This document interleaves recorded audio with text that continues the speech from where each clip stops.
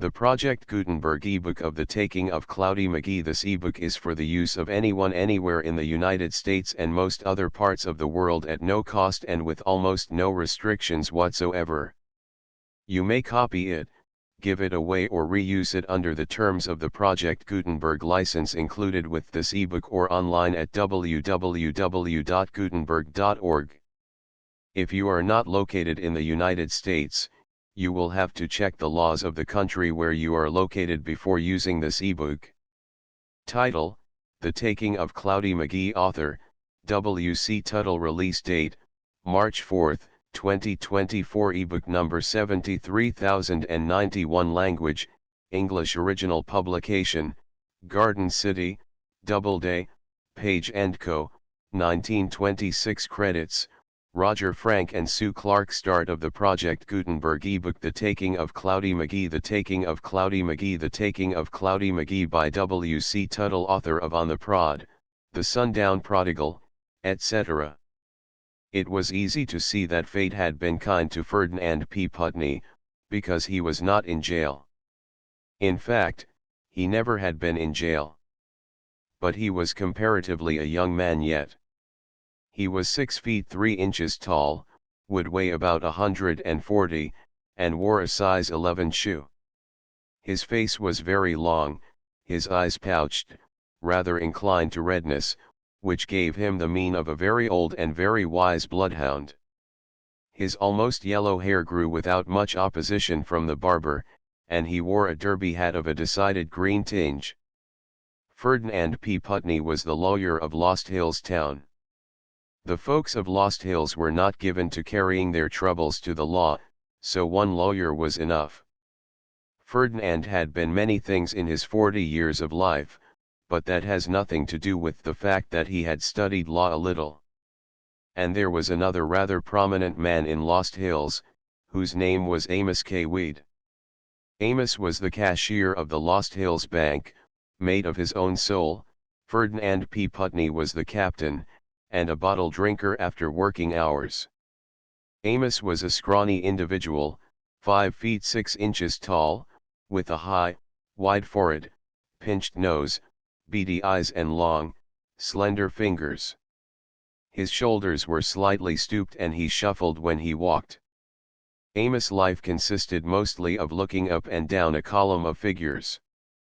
But for many years Amos had dreamed of being a great criminal, a mastermind, of smashing through things like a Springfield bullet. But his .22 caliber soul had held him back.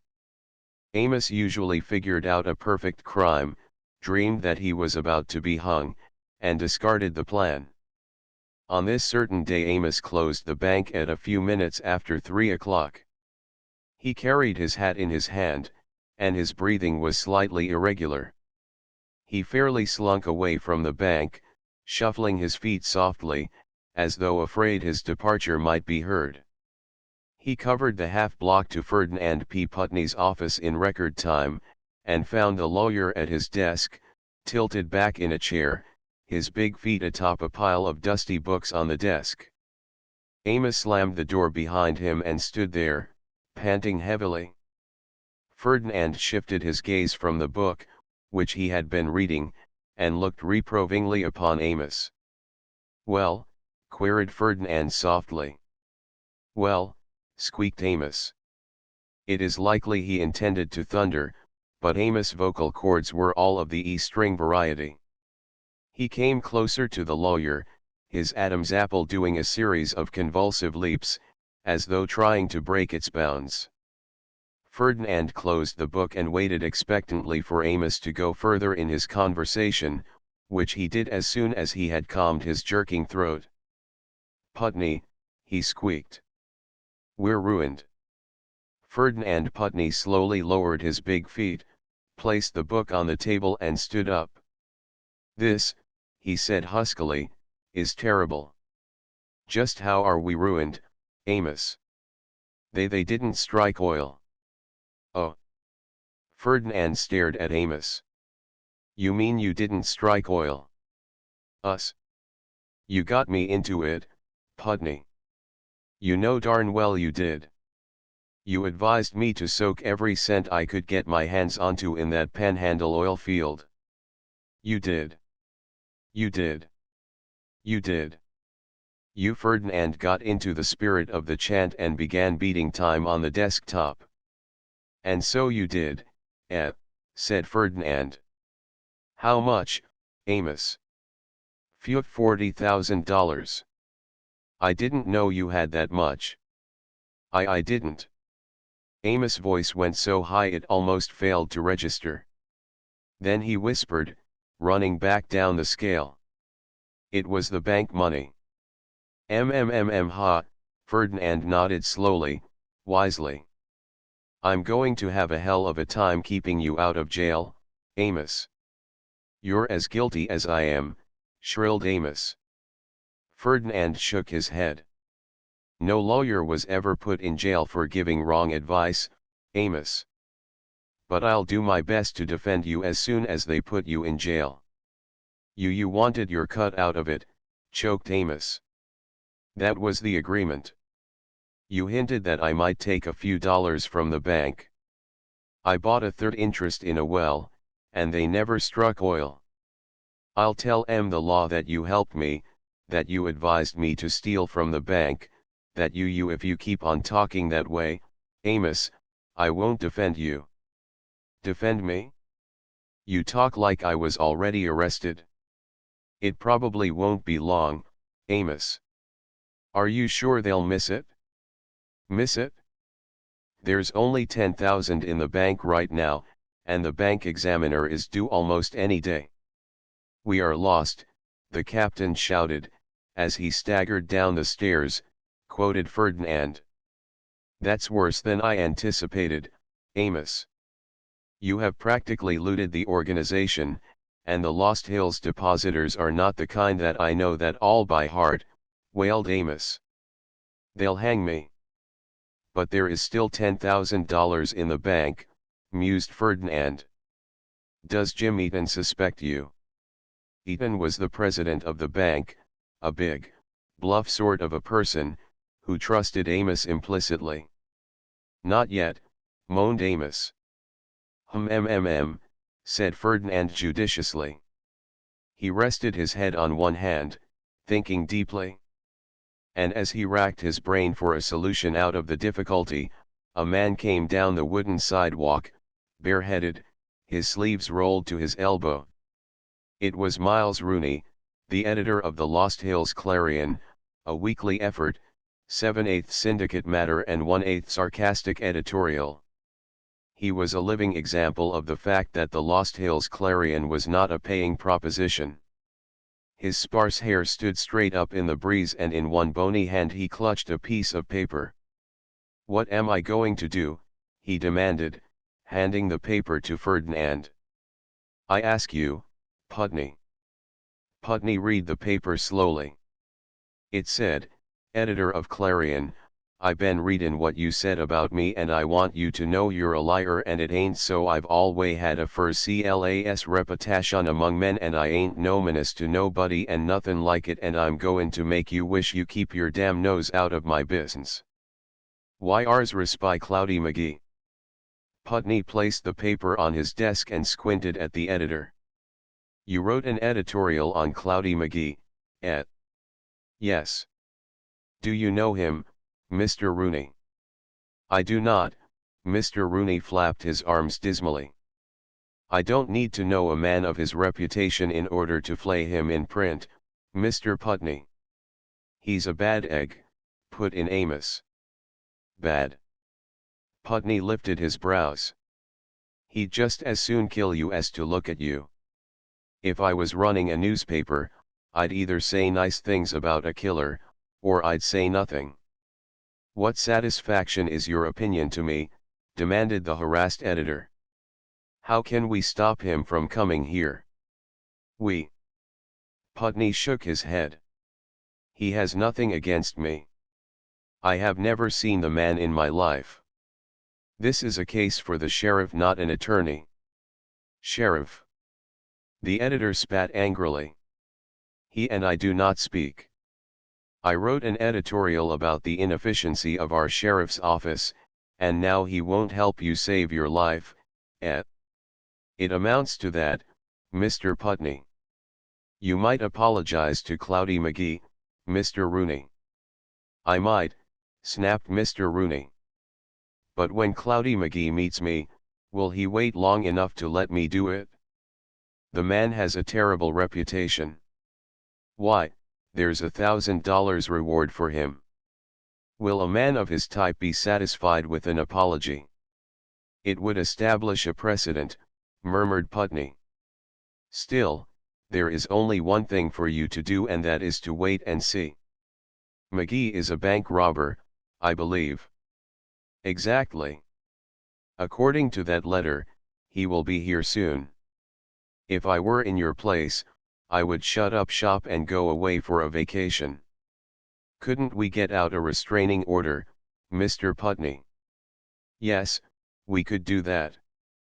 But it is not likely that the sheriff would serve it. Would you know Cloudy McGee if you saw him? Not at all.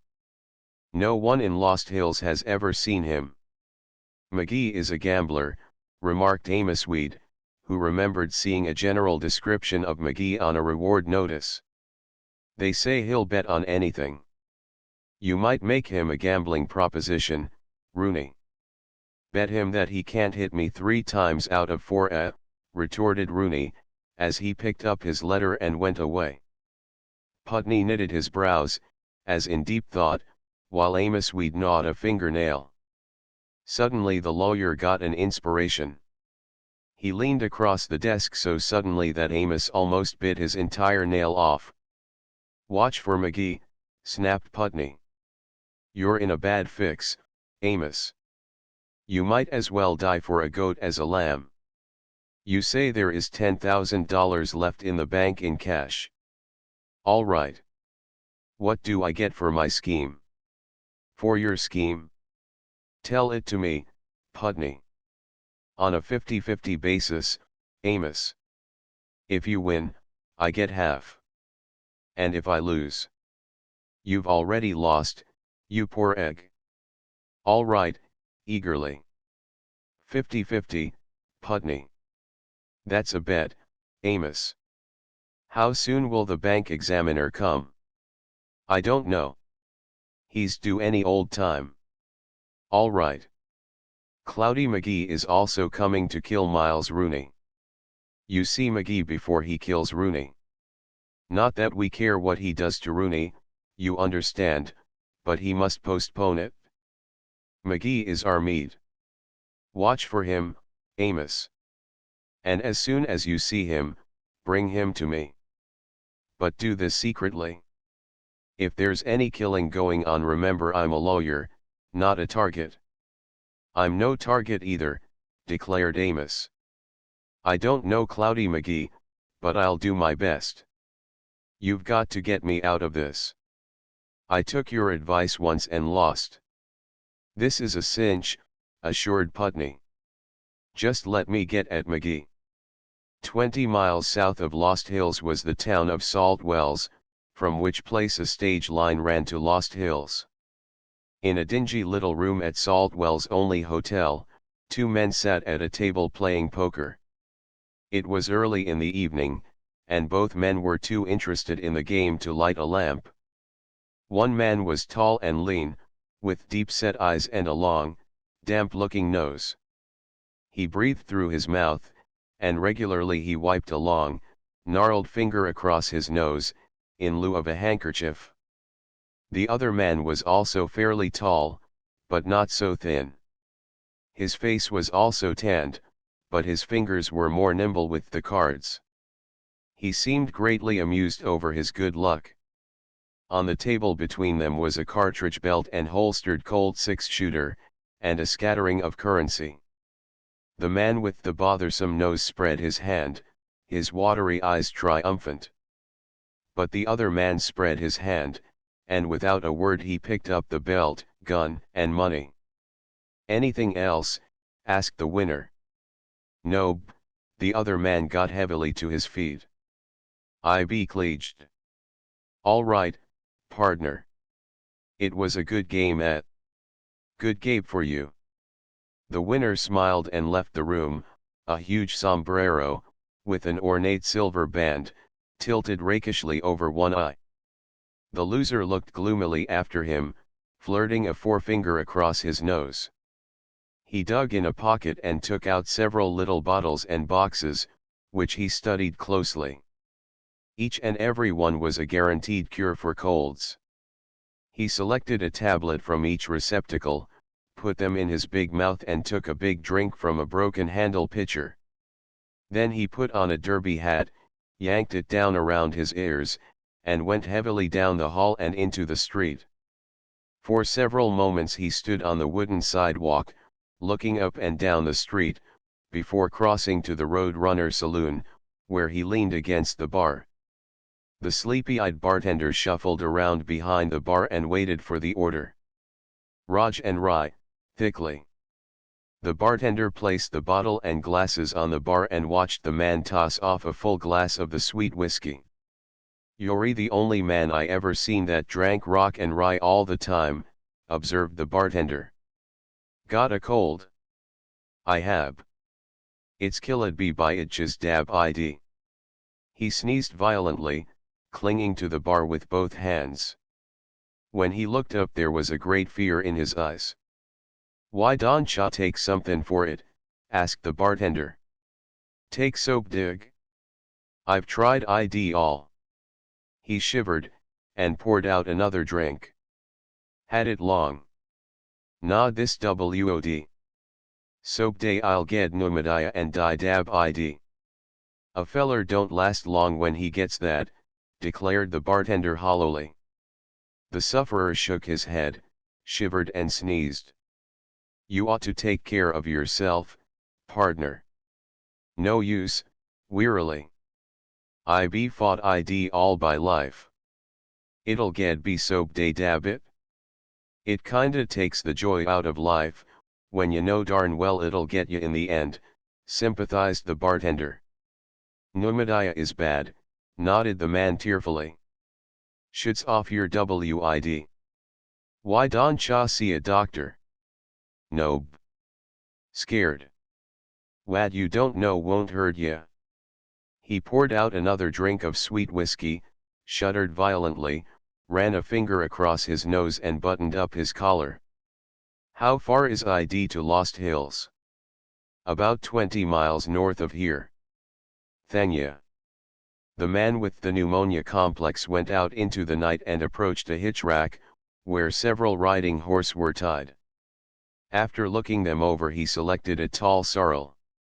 Loosening the cinch, he removed the blanket, mounted and rode north, wearing the blanket around his shoulders, holding it tightly around his throat. He sneezed several limes, as though bidding salt wells goodbye, and faded away in the darkness. Amos Weed was not to be caught napping. There were not many strangers ever seen in Lost Hills, but Amos spotted one that night. He was rather tall, slender, but was not dressed conspicuously. Amos dogged him from place to place, wondering if this could possibly be Cloudy McGee. The stranger went from game to game in the Warpath Saloon, showing only a mild interest in the gambling. He picked up a billiard cue and spent an hour or so knocking the balls about the old pool table, paying no attention to anyone, while Amos humped in a chair, watching him closely. He followed the stranger to the Chinese restaurant and watched him. This man wore no gun in sight. He seemed of a serious disposition, ate heartily, which was something Amos had been unable to do since he had heard of the well failure. He knew it must be a failure, when they did not strike oil within the 4,000-foot depth. The stranger left the restaurant and sauntered around the street, with Amos following him at a distance. Miles Rooney was getting out his weekly edition, and several interested folks were watching the flat printing press through the Clarion window. The stranger stopped and watched the operation. Amos came in beside him, also watching the operation. "Pretty slick, the way it prints said the cashier. The stranger nodded. "Stranger in Lost Hills?" asked Amos. The man nodded quickly. Just came in today. Going to stay with us a while? No, I don't think so. At least, not long. Drummer. No, bank examiner. Oh.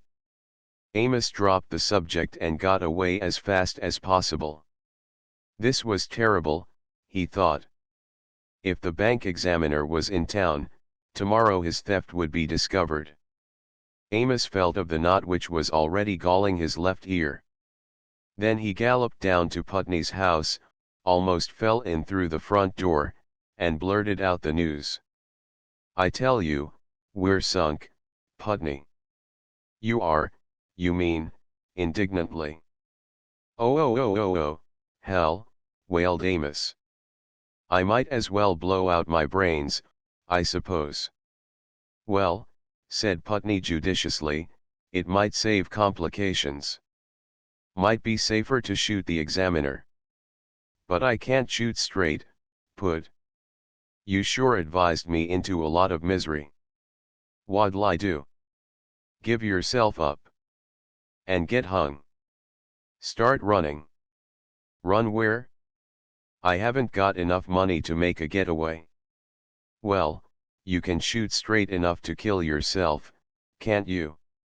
Oh, you're a hell of a lawyer. Didn't you ever give any good advice to anybody? This ain't a point of law, Amos, this is emergency. You sure are good in emergencies. Give up, run, or shoot myself. Any damn fool could give that advice. Then keep on looking for Cloudy McGee. That's your last chance. He might show up, you know. Where there's life there's hope, sighed Amos. I'll do it. In the meantime, you think of something, Put. Amos went back to the street, hoping against hope. Amos Weed was the first one to spot the stranger with the big hat and the silver-studded hatband. He remembered that the reward notice had mentioned the fact that Cloudy McGee wore that kind of a hat. Amos was both frightened and thrilled. He saw the stranger go into the Warpath Saloon, so he went to the hitch rack and looked at the stranger's horse. On the back of the saddle cantle was the single initial M, in a silver letter. M must stand for McGee, reasoned Amos. He rather thrilled at the thoughts of meeting a man like Cloudy McGee, who flaunted his big hat and an initialed saddle before all the sheriffs, who would be only too glad of a chance to gather him in and collect the $1,000 reward. Amos sauntered back to the saloon door, and met the stranger, who was just coming out. He glanced sharply at Amos and started across the street, with Amos trotting at his heels. The man stopped and looked at Amos. It was dark out there, and Amos' knees smote together, but he summoned up his remaining nerve. Mr. McGee, can I talk with you for a minute, he said. The tall stranger started slightly. What about? Business, Amos swallowed heavily. But not here in the street, he hastened to say. Nobody knows who you are, except me. But you shouldn't wear that big hat, you know. It pleased Amos to give advice to Cloudy McGee. But McGee didn't seem to mind. He waited for Amos Weed to continue. You follow me, said Amos. I want you to meet a friend of mine. Just a moment, said Cloudy McGee. What's the game? The game, said Amos nervously, is to make some easy money for you. Easy money, eh? Say, I don't believe I know you. I'm all right, quavered Amos. I'm cashier of the Lost Hills Bank. I see. All right. They went to the sidewalk and headed down the street to where Ferdinand P. Putney kept Bachelor Hall in a little two-room building, just off the street, on the south end of town. It was a great thrill for Amos, to walk with Cloudy McGee, on whose head was $1,000 reward.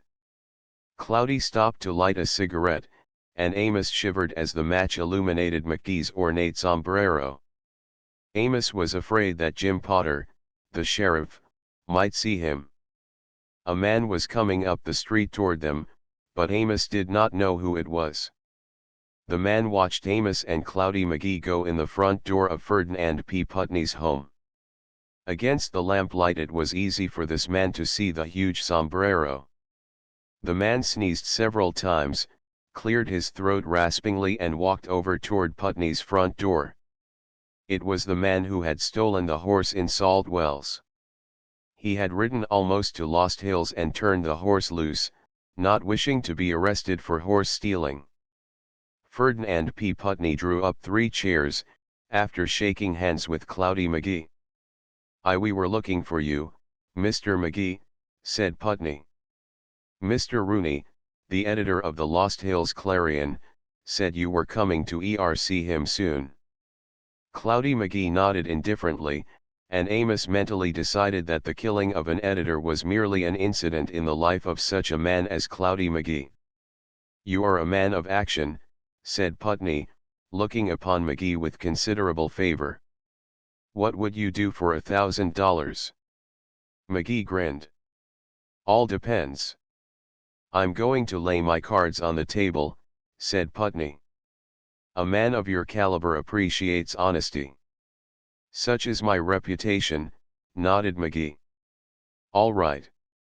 Putney stretched out his legs and squinted at Amos, who was not at ease. "Our friend here is cashier of the Lost Hills Bank. Some time ago he stumbled upon a flattering oil proposition. Now, don't lie about it, wailed Amos. "You advised me to put every cent. If you will pardon me, I will tell Mr. McGee the story, Amos." "Well, don't leave yourself out, Putney. As I said before, Mr. Weed saw the possibilities of this investment, and, not having sufficient funds of his own, he took $40,000 of the bank money, in order to take a third interest in the Panhandle No. 7 well, a Texas oil company. It promised enormous returns. Today he received a communication to the effect that at a depth of 4,000 feet, they have struck nothing. The average depth of that field is much less. It puts my friend in a bad position. The depositors of this bank are not of a forgiving nature, and in the event of an embezzlement it is doubtful whether the law would ever have a chance to pronounce sentence upon Amos Weed." "They'd lynch him, asked Cloudy McGee heartlessly. Amos shivered. "I am doing my best to save my friend's life," continued Putney. "The 40,000 is gone. And the only way we can explain the loss is to have the bank robbed. You know how to do things like that, Mr. McGee. There is already a $1,000 reward for your arrest, so another robbery won't make much difference to you one way or the other." "Well," queried McGee thoughtfully, "how much do I get?" Ferdinand P. Putney did some mental arithmetic. He knew there was $10,000 in the bank. It would be just as simple to make this a $50,000 robbery as a $40,000 robbery, and there would be $10,000 to split between himself and Amos. "Suppose," he said, "that we give you $1,000. You don't need to pull off a regular robbery, just come in the front door, fire a few shots, run out the back door, get on your horse and beat it. As you go through we'll hand you the $1,000. McGee shook his head quickly. "You might hand me a package of nails." "Oh, I see. You think we might not hand you the money?" "Be a fool if you did, Putney." Putney turned his head and considered Amos. "Don't look at me," wailed Amos. "I've got no $1,000. "I guess that's no lie." Putney turned again to McGee. "How do I know you'd do the job?" "You don't. But you've got to take some risk." "How about you?" "I take plenty, don't you think? I've got to outrun the sheriff." "That's true," nodded Putney. He turned to Amos. "If I give Mr. McGee $1,000, you've got to make good with me, Amos." I will, whispered Amos. All I want is to get out of this mess. Ferdinand P. Putney went into the next room. He did not trust the bank, because he knew Amos Weed too well. In a few moments he came back, carrying $1,000 in currency, which he counted out to Cloudy McGee. I'm banking on your honesty, said Putney. McGee pocketed the bills. No one can ever say I was crooked in business, he said. When is this deal to be pulled off? Tomorrow morning at exactly 10 o'clock. There hasn't been a customer in that bank at 10 o'clock for months. Am I right, Amos? You're right, whined Amos. Nobody ever comes in that early. Cloudy McGee shook hands with them on the deal and left the house, promising Amos Weed to keep his big sombrero out of sight. Well, sighed Amos, that's settled. If the sheriff does kill Cloudy McGee, he won't squeal on us, Putney. He better not, grinned Putney. But the deal ain't all finished, Amos. You go down to the bank and take out every cent of that $10,000. Nobody is goin' to wonder if you go in there this time of night, because you often work late. You mean I'm to swipe that money, Putney? Sure thing. We split it 2 ways. I take 6,000 and you take 4. Www, what kind of a split is that? We were to go 50-50. That's all right. I get a commission for putting the deal over, don't I? That 1,000 I gave him, I gave for you. It was just a loan, Amos. Take it or leave it. I'll take it, Putney. I hope he don't fall down on the job. He's a heaven-sent angel, Amos. Now, you go and get that money and bring it up here. Amos went, but he went reluctantly. As he left the house he did not know he was being followed by the wet-nosed stranger, who had listened, with an ear glued to one of Putney's window panes. It was not difficult for Amos to enter the bank and come out with the money. At that time of night there were very few people on the streets of Lost Hills. He had the money in a gunny sack and carried it concealed as much as possible with his coat. He came down the sidewalk, past the doorway of an old shack, when a big man pounced upon him, forcibly took the sack away from him, and sent him spinning with a punch on the jaw. Amos saw stars that the Lick Observatory had never dreamed of seeing, and when he awoke he was all alone and very sad. Conscious of the fact that he had been robbed and knocked out, he staggered to Putney's place, fell inside the house and gasped out his story. Putney's consternation and wrath knew no bounds. He fairly danced in his anger, while little Amos held his jaw and stared red-eyed at the wall. Cloudy McGee double-crossed us, swore Putney. He knew we'd do this, the dirty pup. Well, Putney waved his arms in desperation, we'll have to kill McGee and get that money. You do it, said Amos wearily. You can have my part of it. My lord, that man is strong. But don't you see where it puts us, wailed Putney. He's got all the money, 11,000. He don't have to rob the bank now. But he swore he'd do it, Putney. Amos grasped at any old straw. He didn't promise not to rob us. Well, if you can get any satisfaction out of that, said Putney. Anyway, it leaves me holding the sack. I've got nothing to gain, even if he keeps his word. I'm out 1,000. All it'll do is to save your hide. Well, isn't that enough, Putney? I wouldn't give $1,000 for you, guts, feathers and all. I've sure bought something, I have. Www, it may turn out all right, Putney. Look at the jaw I've got on me, will you? I don't care anything about your jaw, go on home. When he robs that bank, I'm going to. Putney hesitated. What are you going to do? That's my business. Now go home. Amos went. And as he hurried home he noticed a light in the living room of the sheriff's home. Perhaps at any other time Amos would not have given this a thought, but just now his nerves were in such a state that everything looked suspicious. The big stranger with the damp nose had engaged a room at a little hotel, left his bundle there and gone to the Warpath Saloon, where he got into a poker game.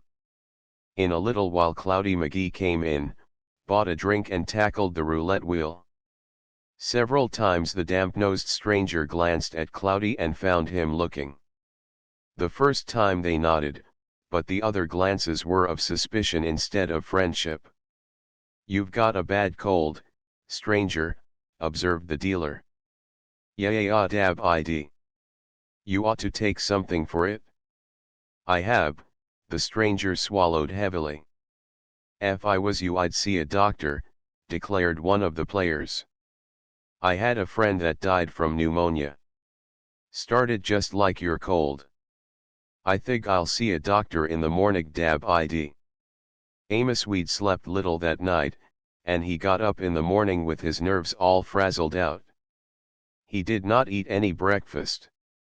He had heard of condemned criminals eating a hearty breakfast just before their walk to the gallows, and the very thought of food sickened him. As he walked toward the bank he met the damp-nosed stranger, with the derby hat crushed down over his head.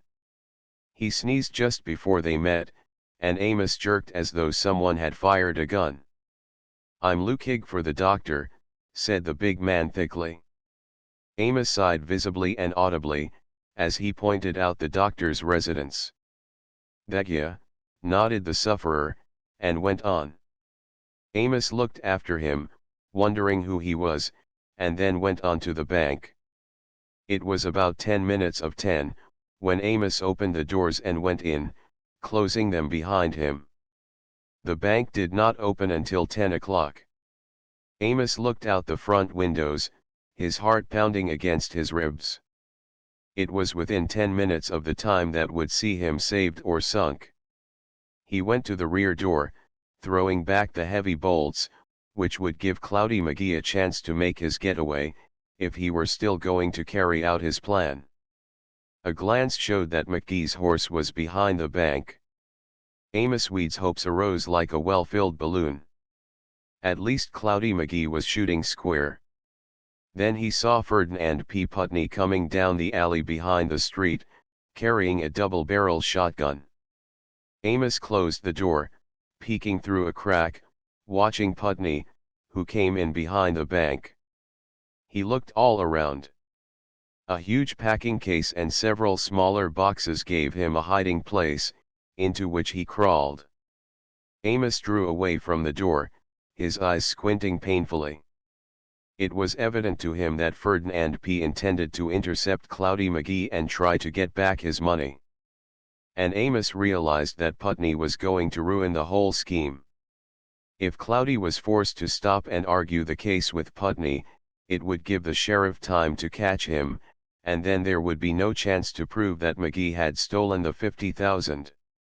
Someone was knocking on the front door. Amos trotted to the front. It was the depot agent. He showed Amos a telegraph envelope through the glass of the door. Amos went to the door, shaking like a hula dancer, and got the message. It was for him. He jigged back to the rear door and looked out. Then he almost swooned. Seated on the boxes, where Ferdinand P. Putney was concealed, was the sheriff, Big Jim Potter, smoking his pipe. Amos staggered back to the front door. Seated on the sidewalk across the street was Slim Caldwell, the deputy sheriff, watching the bank front. Amos reeled. The clock was striking the hour, and at every chime Amos Weed jerked inside his clothes. Then he unlocked the door and went drunkenly toward his desk, where he slumped in a chair, staring with unseeing eyes. The door opened and a man came toward him. He opened his eyes. It was the man he had directed to the doctor's office. Amos shook his head wearily. Nothing mattered now. He was still holding the telegram, and now he opened it mechanically, his eyes scanning it quickly. It read, "Panhandle number 7 brings in gusher at 4025 stop. Congratulations Grimes Superintendent." Amos fell back in his chair, the world reeling around him. He opened his eyes. The stranger with the cold had crouched back against the wall, a gun in his hand, as Cloudy McGee came in through the doorway. Slim Caldwell, the deputy sheriff, was running across the street, almost to the door, when the stranger behind it flung up his gun, covering McGee. "Put 'em up, McGee," he snapped, and McGee's hands went up, a look of wonder on his face. Slim Caldwell ran in behind him, and the gun covered both of them. "Who are you?" asked the damp-nosed stranger of Caldwell. "Deputy Sheriff," blurted Caldwell. "All right. Handcuff that man." But stammered the deputy. The sheriff was coming in the back door, herding Ferdinand P. Putney ahead of him. He stared at the tableau. The damp-nosed stranger swung his back against the wall, half facing the sheriff. For several moments things were rather deadlocked. "Who are you?" asked the stranger with the cold. "I'm the sheriff," snapped Jim Potter. "And I've got you, Cloudy McGee," snorted Caldwell, addressing the damp-nosed stranger, and covering him. "Drop that gun." The man addressed dropped his gun and Caldwell picked it up, but before anyone could stop him, the damp-nosed man had made a sudden dive and knocked the original McGee off his feet, and was sitting on him. "For heck's sake, what's this all about?" demanded the sheriff, coming toward them, still clinging to Ferdinand P. Putney. "Put hot cuffs on him, I tell you," snapped the damp-nosed man. "This is Cloudy McGee." "You're crazy," roared the sheriff. "You're McGee yourself." "You think so?" The damp-nosed man turned back the lapel of his soiled vest and showed them the badge of a deputy U.S. Marshal. "My name is Morton," he said thickly. "I hope you're satisfied." "U.S. Marshal," blurted the sheriff. "Yeah. I been looking for Cloudy McGee, but I didn't have much of a description, except that he gambles quite a lot and is about my size. I heard he was in Salt Wells, or around that part of the country. I met this son of a good and he wod my horse, saddle, hat, and my good. I thought he'd stay there but he left, so I stole a horse and followed him. I heard HIB frame up to rob this bank. They called HIB McGee. That feller over there," pointing at Amos, who was almost in a state of collapse, "took $10,000 from the bank last night, so I took it away from him. It's you be in by rub." "Well, for the land's sake," blurted the man upon whom the deputy marshal Saturday they mistook me for Cloudy McGee, and I let the sheriff in on the deal. I thought you was McGee, because they recognized me by that big hat which I won away from you at Salt Wells, and we framed it to get Putney, Weed, and you this morning. Is that so?" The marshal wiped his nose and stared down at the man under him. "Who in hell are you?" "Me? I'm the bank examiner." "Huh. Looks like a mistage dab ID." The officer got to his feet, grinning widely. Amos was coming toward them, holding out the telegram. "I'll deed it to the bank," he quavered. "It's a gusher, and they're worth more than $50,000. Just so they don't hang me, I'll agree to anything." The bank examiner shook his head. "That's between you and the bank officials, you cheap little crook." "Cheap," muttered Ferdinand P. Putney. "That man must deal in big money, if he calls a 50,000 steal cheap." The bank examiner took a roll of bills from his pocket and handed them to the sheriff. "Here's the retaining fee I got from Putney last night. If you want to prosecute him, that is evidence." "I dunno what I want to do," said the sheriff blankly. An apparition was coming in through the back door, a gaudy black sort of a person, painted up like a warpath Indian in reds, greens, blues, purples and black. They watched him come toward them. "My God," blurted the sheriff. "It's Miles Rooney." "It is," wailed the editor. "Look at me. He tied me to my own press and painted me with my own inks. I been like this all night. I just got loose." "Who painted you?" whispered Amos. Miles Rooney turned his ink-smeared countenance upon the luckless cashier, pointing a gaudy finger at him accusingly. "Your friend. The man I seen you standing outside my window with last night. The man you were talking to, darn you. Cloudy McGee." "The bank examiner," exploded Amos. He said he was." "He is," said the sheriff. "He's examined a lot of 'em." The real bank examiner and the marshal walked outside, halting on the edge of the sidewalk, where they grinned at each other. "You ought to take something for that cold," said the examiner. "The first thing you know you'll be having pneumonia." "Dod be." The officer shook his head. "You can't scare be do more. All by life I be been scared of pneumonia. Never had the nerve to visit a doctor. But I seen one today. Ha, ha, ha, ha. Fuddy, ain't I? I feel 20 years UGER. What did he say was the matter with you? Hay fever." Transcriber's note: this story appeared in the February 10, 1926 issue of Short Stories magazine. End of the Project Gutenberg ebook. The Taking of Cloudy McGee. Updated editions will replace the previous one. The old editions will be renamed. Creating the works from print editions not protected by U.S. copyright law means that no one owns a United States copyright in these works, so the Foundation, and you, can copy and distribute it in the United States without permission and without paying copyright royalties. Special rules, set forth in the General Terms of Use part of this license, apply to copying and distributing Project Gutenberg trademark electronic works to protect the Project Gutenberg trademark concept and trademark.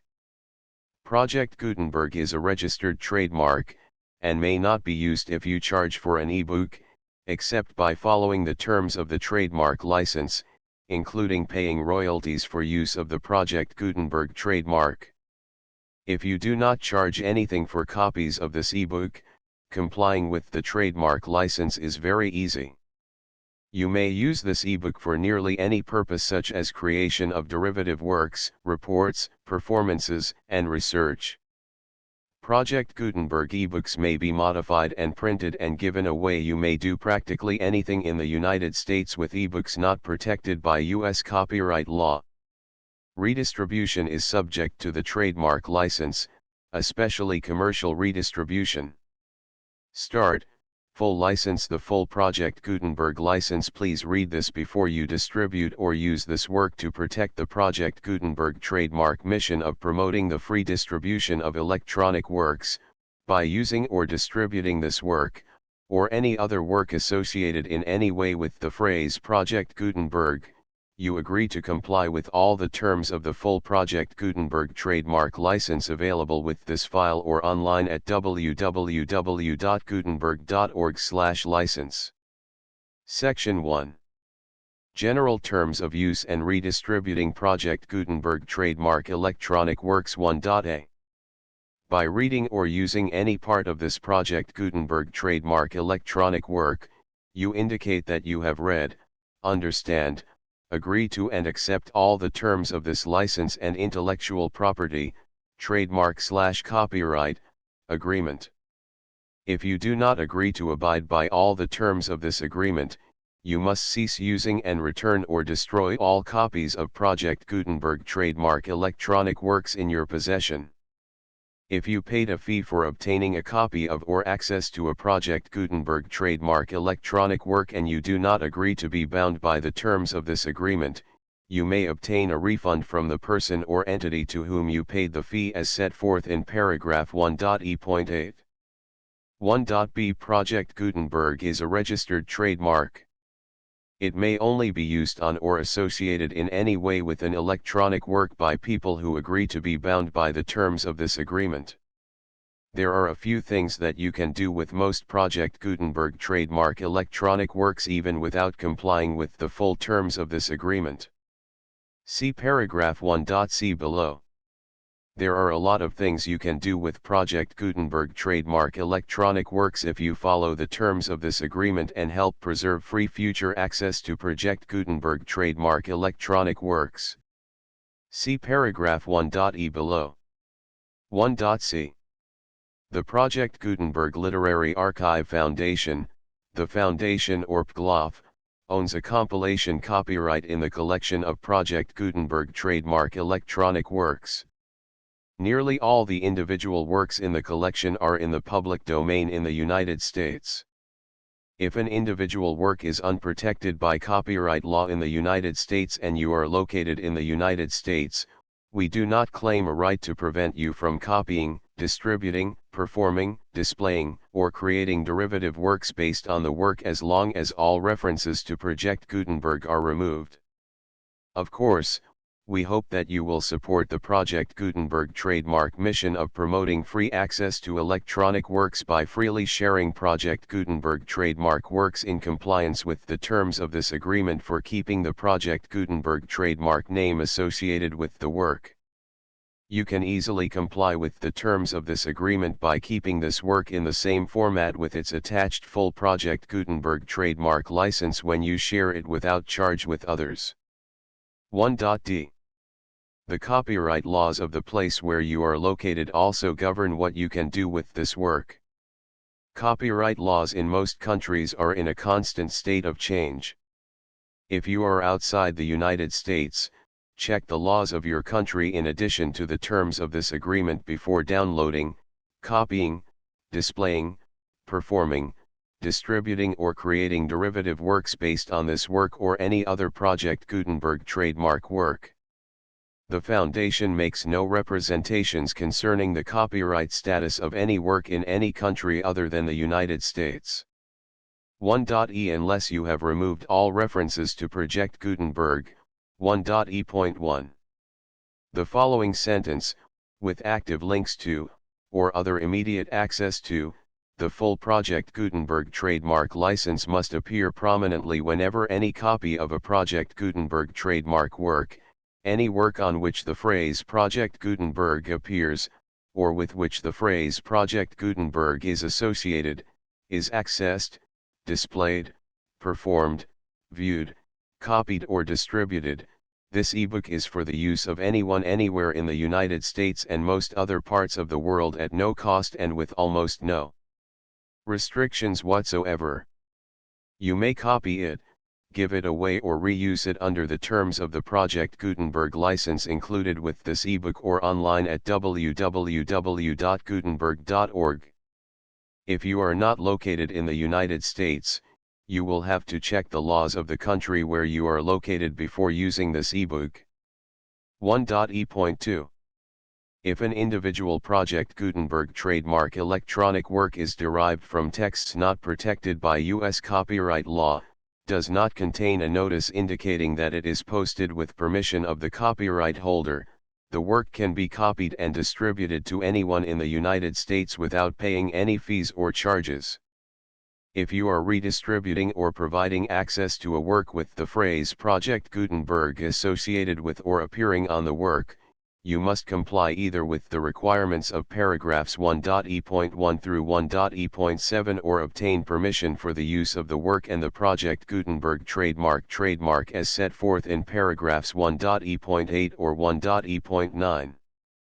1.e.3. If an individual Project Gutenberg trademark electronic work is posted with the permission of the copyright holder, your use and distribution must comply with both paragraphs 1.e.1 through 1.e.7 and any additional terms imposed by the copyright holder. Additional terms will be linked to the Project Gutenberg trademark license for all works posted with the permission of the copyright holder found at the beginning of this work. 1.e.4 Do not unlink or detach or remove the full Project Gutenberg trademark license terms from this work, or any files containing a part of this work or any other work associated with Project Gutenberg trademark. 1.e.5 Do not copy, display, perform, distribute or redistribute this electronic work, or any part of this electronic work, without prominently displaying the sentence set forth in paragraph 1.e.1 with active links or immediate access to the full terms of the Project Gutenberg trademark license.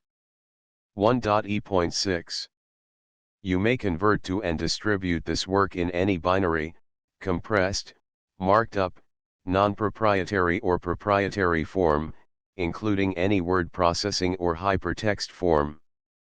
However, if you provide access to or distribute copies of a Project Gutenberg trademark work in a format other than plain vanilla ASCII or other format used in the official version posted on the official Project Gutenberg trademark website, www.gutenberg.org, you must, at no additional cost, fee, or expense to the user, provide a copy, a means of exporting a copy, or a means of obtaining a copy upon request, of the work in its original plain vanilla ASCII or other form. Any alternate format must include the full Project Gutenberg trademark license as specified in paragraph 1.e.1. 1.e.7 Do not charge a fee for access to, viewing, displaying, performing, copying or distributing any Project Gutenberg trademark works unless you comply with paragraph 1.e.8 or 1.e.9. 1.e.8 You may charge a reasonable fee for copies of or providing access to or distributing Project Gutenberg trademark electronic works provided that, you pay a royalty fee of 20% of the gross profits you derive from the use of Project Gutenberg trademark works calculated using the method you already use to calculate your applicable taxes. The fee is owed to the owner of the Project Gutenberg trademark, but he has agreed to donate royalties under this paragraph to the Project Gutenberg Literary Archive Foundation. Royalty payments must be paid within 60 days following each date on which you prepare, or are legally required to prepare, your periodic tax returns. Royalty payments should be clearly marked as such and sent to the Project Gutenberg Literary Archive Foundation at the address specified in Section 4, Information about donations to the Project Gutenberg Literary Archive Foundation. You provide a full refund of any money paid by a user who notifies you in writing, or by email, within 30 days of receipt that he does not agree to the terms of the full Project Gutenberg trademark license. You must require such a user to return or destroy all copies of the works possessed in a physical medium and discontinue all use of and all access to other copies of Project Gutenberg trademark works. You provide, in accordance with paragraph 1.f.3, a full refund of any money paid for a work or a replacement copy, if a defect in the electronic work is discovered and reported to you within 90 days of receipt of the work. You comply with all other terms of this agreement for free distribution of Project Gutenberg trademark works. 1.e.9 If you wish to charge a fee or distribute a Project Gutenberg trademark electronic work or group of works on different terms than are set forth in this agreement, you must obtain permission in writing from the Project Gutenberg Literary Archive Foundation, the manager of the Project Gutenberg trademark. Contact the Foundation as set forth in Section 3 below. 1.f.1.f.1 Project Gutenberg volunteers and employees expend considerable effort to identify, do copyright research on, transcribe and proofread works not protected by U.S. copyright law in creating the Project Gutenberg trademark collection. Despite these efforts, Project Gutenberg trademark electronic works, and the medium on which they may be stored, may contain defects, such as, but not limited to, incomplete, inaccurate or corrupt data, transcription errors, a copyright or other intellectual property infringement, a defective or damaged disk or other medium, a computer virus, or computer codes that damage or cannot be read by your equipment. 1.f.2 Limited warranty, disclaimer of damages, except for the right of replacement or refund described in paragraph 1.f.3, the Project Gutenberg Literary Archive Foundation, the owner of the Project Gutenberg trademark, and any other party distributing a Project Gutenberg trademark electronic work under this agreement, disclaim all liability to you for damages, costs, and expenses, including legal fees. You agree that you have no remedies for negligence, strict liability, breach of warranty or breach of contract except those provided in paragraph 1.f.3. You agree that the foundation, the trademark owner, and any distributor under this agreement will not be liable to you for actual, direct, indirect, consequential, punitive, or incidental damages even if you give notice of the possibility of such damage. 1.f.3 Limited right of replacement or refund. If you discover a defect in this electronic work within 90 days of receiving it, you can receive a refund of the money, if any, you paid for it by sending a written explanation to the person you received the work from. If you received the work on a physical medium, you must return the medium with your written explanation. The person or entity that provided you with the defective work may elect to provide a replacement copy in lieu of a refund. If you received the work electronically, the person or entity providing it to you may choose to give you a second opportunity to receive the work electronically in lieu of a refund. If the second copy is also defective, you may demand a refund in writing without further opportunities to fix the problem. 1.f.4 Except for the limited right of replacement or refund set forth in paragraph 1.f.3, this work is provided to you as is, with no other warranties of any kind, express or implied, including but not limited to warranties of merchantability or fitness for any purpose. 1.f.5 Some states do not allow disclaimers of certain implied warranties or the exclusion or limitation of certain types of damages. If any disclaimer or limitation set forth in this agreement violates the law of the state applicable to this agreement, the agreement shall be interpreted to make the maximum disclaimer or limitation permitted by the applicable state law. The invalidity or unenforceability of any provision of this agreement shall not void the remaining provisions. 1.f.6 Indemnity.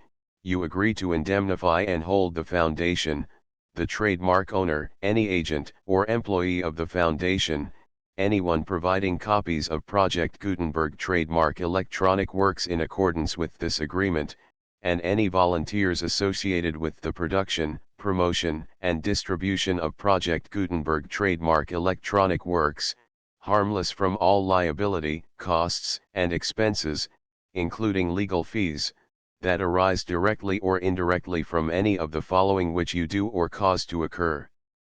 A. Distribution of this or any Project Gutenberg trademark work. B. Alteration, modification, or additions or deletions to any Project Gutenberg trademark work, and C. Any defect you cause.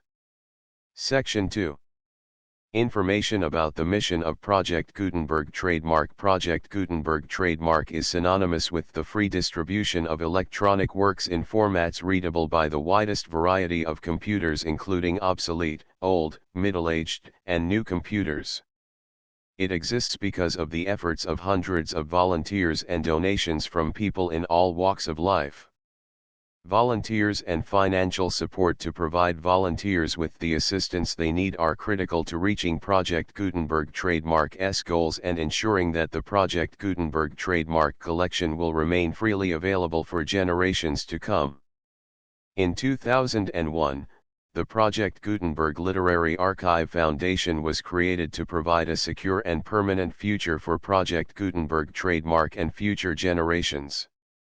To learn more about the Project Gutenberg Literary Archive Foundation and how your efforts and donations can help, see sections 3 and 4 and the Foundation information page at www.gutenberg.org.